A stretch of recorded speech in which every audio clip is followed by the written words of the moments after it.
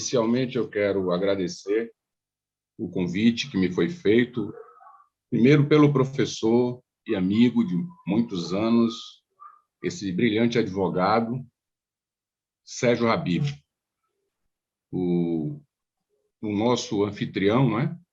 O amigo Sérgio dispensa, assim, ele, Ricardo Maurício, qualquer tipo de apresentação. Então, é com muito prazer que estamos aqui atendendo a este convite e tantos outros que forem feitos por você, Sérgio. Sabe da minha amizade e da minha admiração por você. Também quero agradecer ao professor Ricardo Maurício, de igual modo, companheiro de muitos anos do magistério, alguém que, como já foi dito há pouco, está sempre em ebulição, sempre produzindo, sempre articulando na comunidade acadêmica eventos como o de hoje à noite. Não posso também deixar de agradecer ao presidente do Tribunal de Justiça do Estado da Bahia, o desembargador Nilson Castelo Branco, que me outorgou o prazer, né, e a honra de representá-lo nesse evento. Para conversarmos um pouco sobre o tema, eu gostaria, antes de me associar à homenagem que foi feita, justa homenagem, pelo professor Habib, ao professor Paulo José da Costa Júnior, conhecido de todos nós, mestre de todos nós. Muito já foi dito acerca do professor, mas é sempre bom repetir que, num momento ou outro, um pouco mais distante, quando nós não tínhamos ainda o auxílio da internet, obras e lições como a do professor Paulo José da Costa Júnior acabaram formando gerações e gerações de uma maneira extremamente completa. Portanto, fica aqui o registro de que a precedência dos ensinamentos ao que hoje nós chamamos de globalização e facilitação pela tecnologia, como esta que está agora acontecendo conosco, é algo que deve ser sempre relembrado e sempre registrado. O nosso bate-papo, a nossa conversa, vai ter um script. Eu gostaria de me dirigir a todos, iniciando pela forma de abordagem. Eu pretendo dividir aqui alguns slides, alguns dados estatísticos. Vou tentar fazer isso com a colaboração da tecnologia e espero, assim, conseguir. Bom, por enquanto, acho que está indo bem, está dando certo, né? Não sei se já conseguem ver aqui o slide. Esse script vai ser dotado de uma espécie de análise a respeito do sistema penitenciário brasileiro, focada essa análise num dos segmentos do sistema penitenciário, que é o sistema prisional, e baseada esta análise nos aspectos do cotidiano da execução penal e de dados estatísticos. Vale dizer, será uma análise crítica. Começo, portanto, falando de registros importantes, de fatos que emolduram a nossa análise. Primeiro, a ampliação do controle penal no Brasil. Alguns dos nossos dados estão restritos a 2014, 2015, a década passada, por ausência de dados com completude, vindas de organismos próprios, como é o caso do Ministério da Justiça, do DEPEN, que centraliza esses órgãos e, portanto, esses dados, e não haver atualização desses dados nessa dimensão. Claro que nós temos dados isolados aqui e ali, mas não com essa dimensão estruturante de um órgão central do nosso governo. Portanto, há uma expansão do controle penal a partir dos próprios tipos penais. Podemos hoje dizer que estamos na cifra dos 1.800 tipos penais, uma evolução considerável do ponto de vista normativo. Também há uma evolução do ponto de vista das chamadas unidades prisionais, para ser específico, né, ou estabelecimentos penais, para ser fiel à LEP, a Lei de Execução Penal, numa ordem de progressão geométrica, e hoje já se fala em cerca de 1.600 estabelecimentos penais no Brasil. Do mesmo jeito, nós temos um crescimento no que diz respeito à população prisional, não podia ser diferente. E ainda que se tenha a noção de que em 2014 haviam 600 mil presos, hoje a discussão é em torno de 800 mil presos. Alguns dados mais arrojados falam em 900 mil presos no Brasil. Portanto, a conclusão primeira que se tira é exatamente dessa expansão daquilo que se proíbe, daquilo que se tem como conduta criminosa, para que regule, portanto, o direito penal, o comportamento em sociedade, da expansão, especificamente em relação à estrutura que vai absorver o punido pela pena privativa de liberdade, e a questão relativa ao aumento explosivo dessa população prisional, quando nós temos no Brasil o maior crescimento da população prisional do planeta nos últimos 30 anos. Nenhum país cresceu tanto quanto o Brasil. Estados Unidos, que tem uma grande fama de país encarcerizador, e, em segundo lugar, não teve um crescimento superior a 100% da sua população prisional, enquanto no Brasil nós tivemos um crescimento da ordem de 800% neste mesmo período. Aqui são porcentagens de presos provisórios e fiz esse registro para mostrar que no Brasil é uma realidade de presos que ainda não foram julgados e que a Bahia, o nosso estado, infelizmente, em 2021, ocupava o primeiro lugar. Ou seja, nós temos, portanto, aí uma fotografia de um estado cujo sistema de justiça não consegue ter velocidade suficiente para a condenação e num grau acima dos demais estados. Outra questão interessante diz respeito aos regimes prisionais. Embora nós tenhamos um regime progressivo, com a previsão expressa do fechado, do semiaberto, do aberto, do livramento condicional, nós acabamos concentrando os nossos presos na chamada trancadura, usando uma linguagem bem carcerária. Se nós somarmos os presos sem condenação, os presos que estão em regime fechado e aos presos no semiaberto, que não têm o direito de sair para trabalhar, nós vamos chegar a uma cifra impressionante de 90% dos nossos presos, eu estou falando de 800 mil presos, simplesmente no chamado regime fechado, sem a possibilidade de sair do sistema prisional, a não ser em situações extraordinárias, como é o caso da saída temporária, da saída especial, etc. Portanto, já é um sistema extremamente duro, é um sistema extremamente focado na limitação absoluta da liberdade. Outro dado que merece destaque é como esse sistema distribui a sua estrutura.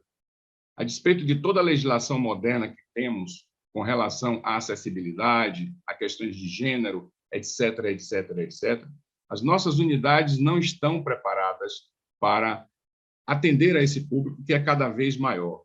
Então, os dados demonstram a ausência de uma política penitenciária, de uma política, especificamente, uma política voltada para uma estrutura prisional que esteja contemporânea com o que hoje a sociedade exige e a fotografia da sociedade revela.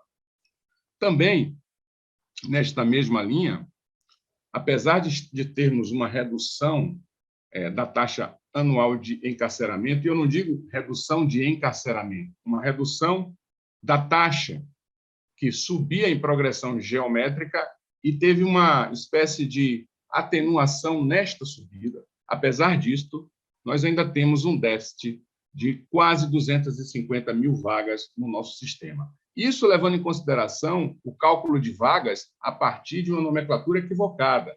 Muitas vezes, num sistema prisional, temos unidades projetadas para 400 presos, e ali, na leitura que se faz daquele estado, a previsão é de que são 600 vagas, quando na realidade não são. Mesmo levando em consideração essa ficção, né, quanto à projeção de vagas, ainda há um déficit dessa natureza. Em relação ao perfil da população carcerária no mundo, para fazer um pouco de contraste, né, nós temos a visão muito clara da posição do Brasil. O Brasil está entre os principais países encarceradores. Em termos absolutos, a nossa população prisional hoje é a terceira, nós só perdemos dos Estados Unidos e da China. Nós não temos mais a ameaça de perdermos esta medalha de bronze para a Rússia, porque a Rússia vem numa desaceleração da questão do aprisionamento, como também vem os Estados Unidos e como também vem a China. E o Brasil, ao contrário, segue na direção oposta.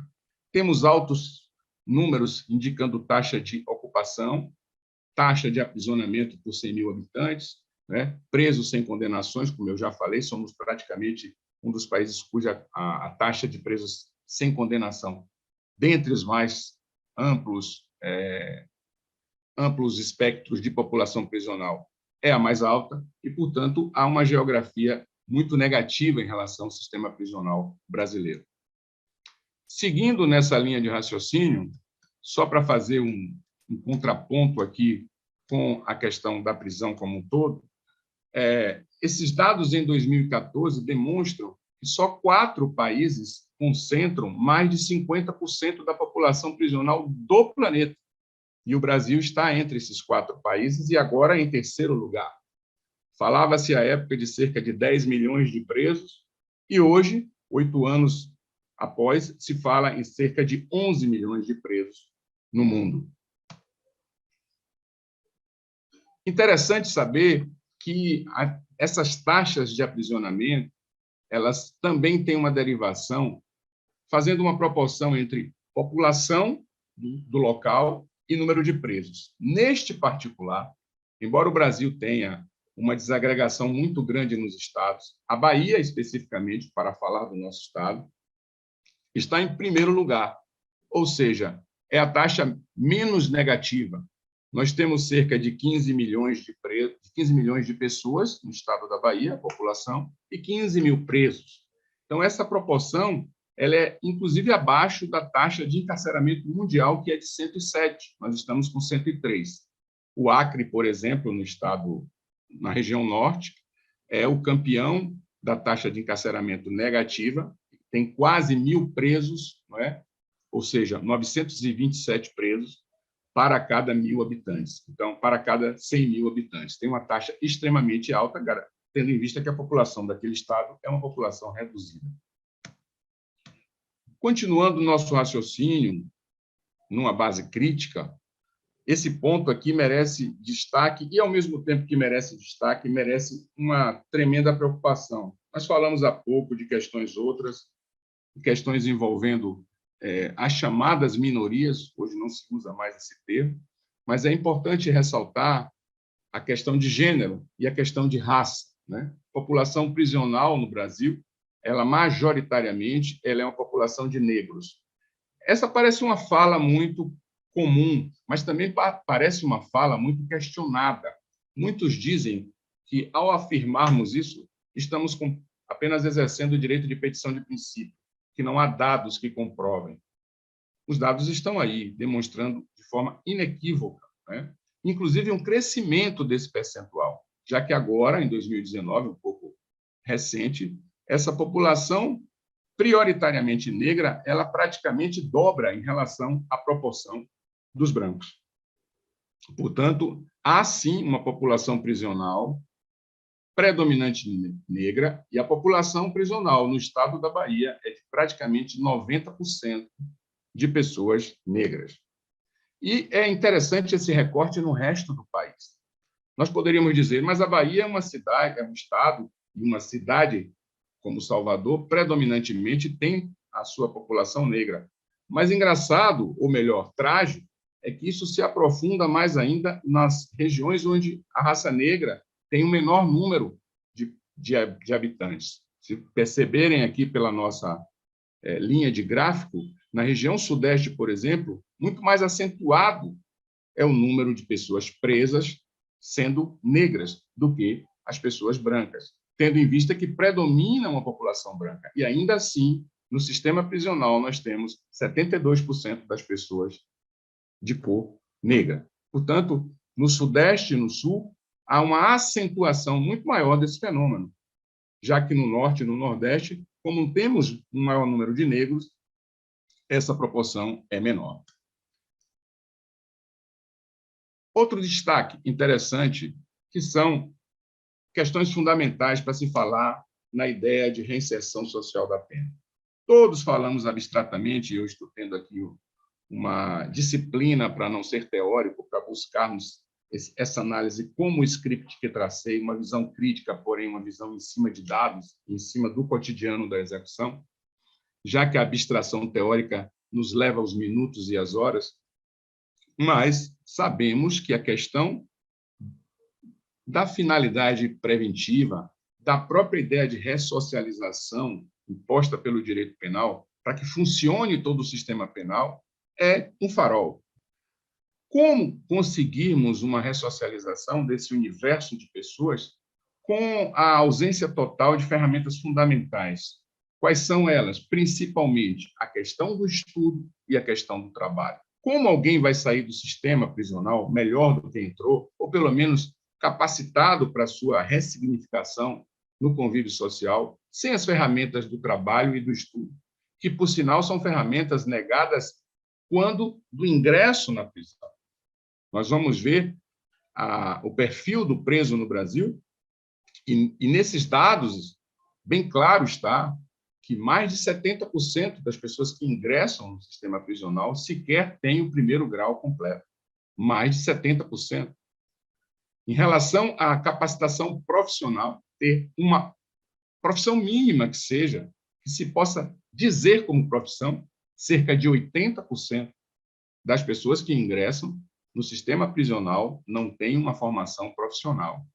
E hoje trabalhamos com a cifra de mais de 70% de pessoas abaixo dos 25 anos, ou seja, o jovem desassistido do ponto de vista intelectual e do ponto de vista da sua capacitação profissional é que é colhido pelo sistema prisional. E dentro do sistema prisional, que é a antítese da liberdade, todos sabemos, não há ferramentas, não há instrumentos para, de alguma maneira, buscar fazer com que esta realidade seja alterada. Portanto, a ausência clara de atividades tanto educacionais quanto de atividades profissionais é uma das principais causas da não perspectiva de atingimento deste tão buscado símbolo da ressocialização.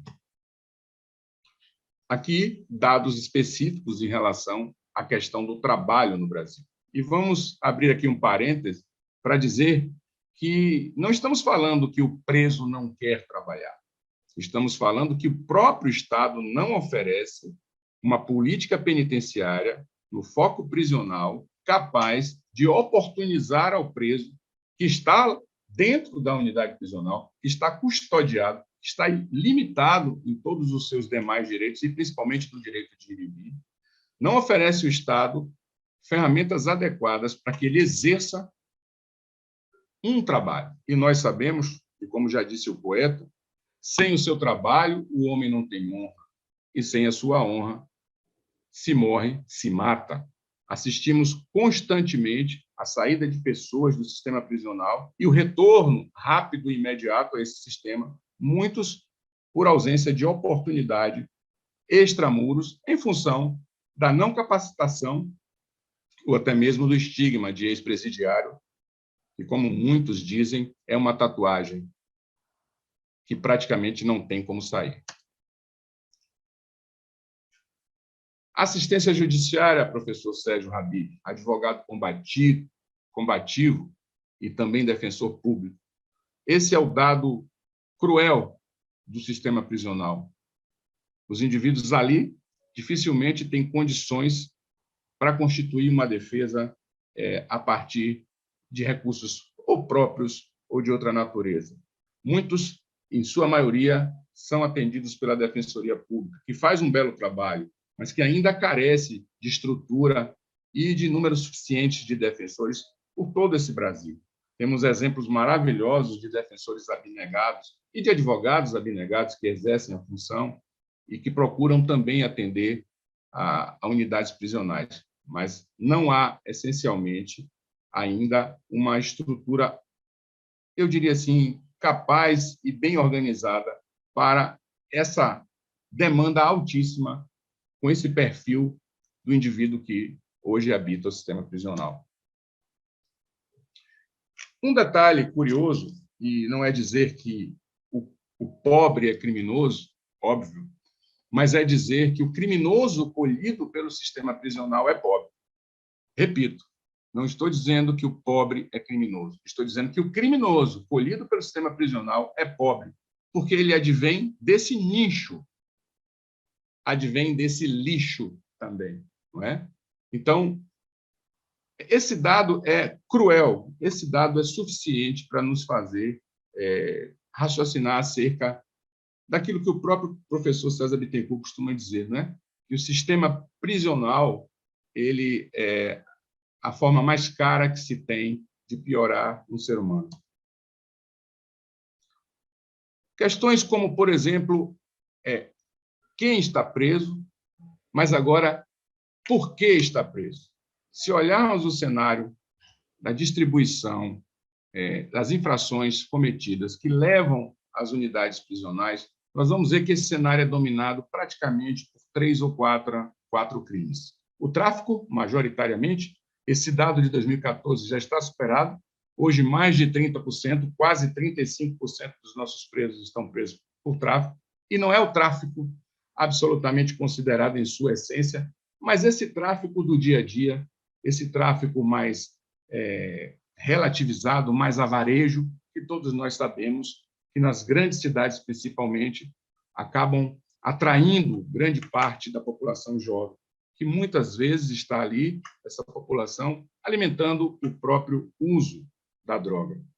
Além disso, roubo, furto, crimes patrimoniais e uma parcela considerável na área de crimes contra a vida. Mas se nós percebermos que, somando os crimes contra o patrimônio e o crime de tráfico, nós temos majoritariamente os nossos presos, enquanto o crime de homicídio altamente atinge a questão do bem jurídico mais relevante, que é a vida, nós vamos perceber um desequilíbrio muito grande também no que diz respeito à motivação para o crime. Eu tive cuidado de pesquisar a respeito de corrupção, né? Porque o Brasil é o país do tráfico, com essa quantidade. E fui ver quantas pessoas estavam presas, pelos dados, por corrupção no Brasil. E, pasmem, não tinha mais do que 300 pessoas presas por corrupção no Brasil. E aí eu concluí que no Brasil não tem corrupção. No Brasil tem apenas, ou tem muito, é o tráfico de entorpecentes. Mas corrupção, não. Além disso, nós temos hoje uma cultura que não ajuda em nada todo esse espectro negativo e crítico que eu coloquei. Primeiro, não ajuda porque vivemos um recrudescimento ideológico. Vivemos hoje uma ideia focada na punição. Mas o que é pior é que essa retroalimentação da cultura punitiva, ela traz um reducionismo desse conceito. E diz o seguinte: justiça é igual a justiça penal. Ou seja, não havendo justiça penal interferindo no conflito, não há justiça. E o que é pior, justiça penal é igual a prisão. Logo, se não há prisão, não há justiça. Ficamos reduzidos a questões como, por exemplo, exemplos em novelas de uma discussão envolvendo a guarda de uma criança sendo decidida pelo tribunal do júri, numa novela brasileira. O que é uma demonstração clara, né, da ideia de penalização de tudo, de ampliação do controle penal e de que a prisão funciona como o símbolo efetivo de que há justiça. Só há justiça se houver prisão. Se não houver prisão, o que há é injustiça e impunidade. Outra questão que nos abateu, que nos afeta, é a pandemia, porque com a pandemia assistimos uma questão econômica muito evidente, que foi toda essa mitigação da capacidade financeira e econômica das pessoas, das empresas. Toda vez que nós temos essa relação de um desequilíbrio na economia, desemprego, etc., todos os efeitos maléficos de uma situação como esta acabam também desencadeando um aumento da criminalidade, um aumento da sensação de insegurança e, portanto, um aumento do discurso punitivo que só vislumbra como solução a prisão. A desidratação de alguns instrumentos que temos, como é o caso do decreto de indulto. O decreto de indulto sempre foi algo progressista, crescente ao longo das décadas. Nos últimos 3 anos, por pura coincidência, repito, por pura coincidência, nos últimos 3 anos, o decreto de indulto, eu tive a honra de ser relator do decreto de indulto por 5 anos, quando pude integrar o Conselho Nacional de Política Criminal e Penitenciária. Esse decreto de indulto, nos últimos 3 anos, foi reduzido simplesmente a questões envolvendo a prática de infrações penais pelas forças de segurança, quando ali há o mínimo de requisito para que haja a extinção da punibilidade. Está resumido a isso, pouquíssimos artigos. Se acabou com o indulto na pena de multa, se acabou com o indulto, né, na pena restritiva de direito, se acabou, inclusive, com o grande avanço festejado pelo IBCPI e por tantos outros, com o indulto na medida de segurança.